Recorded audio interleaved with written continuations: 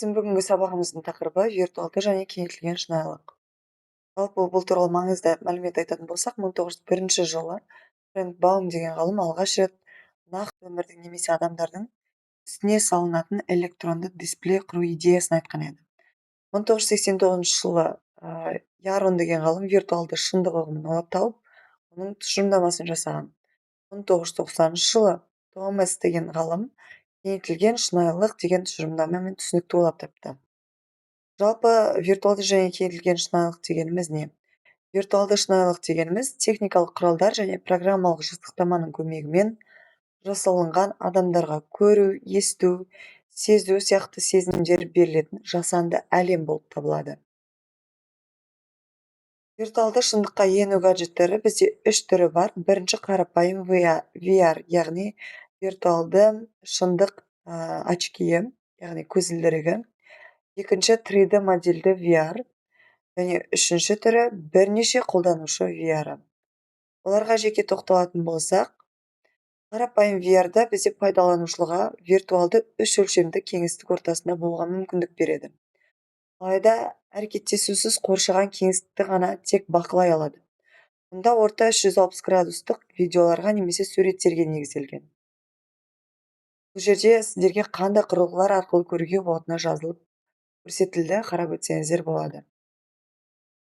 Келесі бізде 3D модельді VR, яғни 3D модельдеу пайдаланушыға туралы виртуалды шынайылық арқылы объектілермен өзара әрекеттесуге мүмкіндік береді. Пайдаланушы объектілерді құралды немесе басқа түрге өзгереді.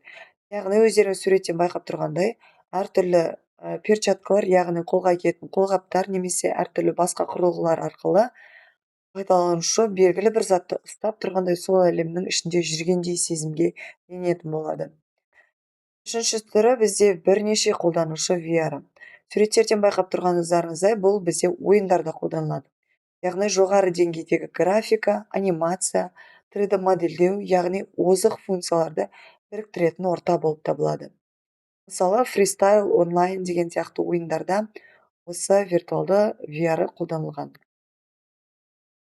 Виртуалды шынайылықты көптеген салаларда қолдануға болады. Нақты атап өтетін болсақ, ғылым саласында, медицина саласында емдеу үшін, әртүрлі операциялар жасауға немесе студенттерге әртүрлі құрылғыларды көрсетуге осы виртуалды шынайылық немесе кеңейтілген шынайылықты қолданылады.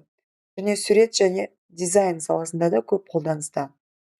Және өзіміз көп көріп жүрген қарапайым өмірдегі ойын-сауық үшін қолданылатын жетістіктерін білеміз.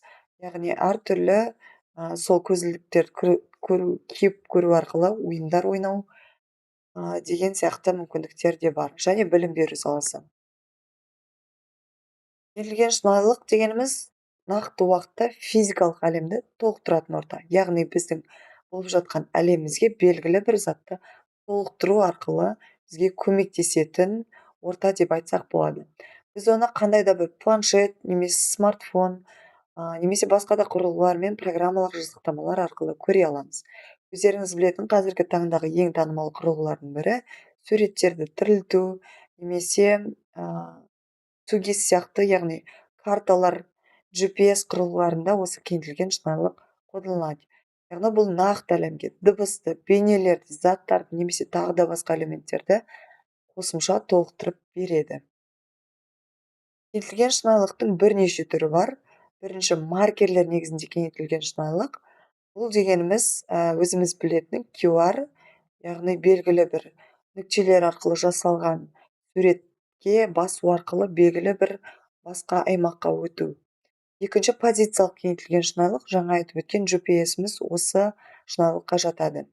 Үшінші проекциялар негізінде кеңейтілген шынайылық және гиперпозиция негізінде кеңейтілген шынайылық.